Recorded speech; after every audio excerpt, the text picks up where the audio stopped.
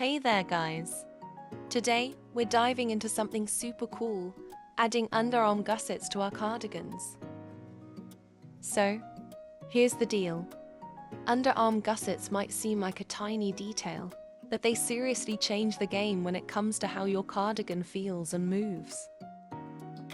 Without a gusset, the fabric kinda goes all wonky at the spot where the body meets the sleeve. You know what I mean? When you lift your arms, the whole cardigan goes up with you and it's not a good look. But with a gusset, you get that extra fabric right where you need it, which means your arms can move freely and comfortably. Sweet, right?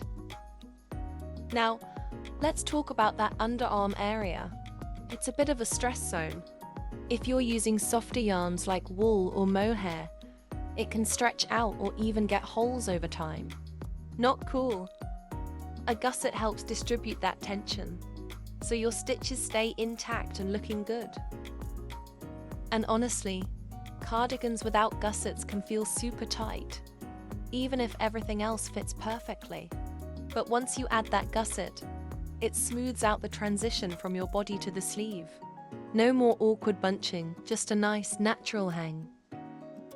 Plus, all that stress is absorbed, which means your cardigan will last longer and look fab for ages. Alright, let's jump right in and get started. Okay, first up, we're going to knit until we hit the gusset point on the pattern. After that, we'll toss in some German short rows to build up those gusset rows and give it that oval shape. Once we're done with one side, we'll do the same on the other underarm. Overall, it's pretty simple, wouldn't you say?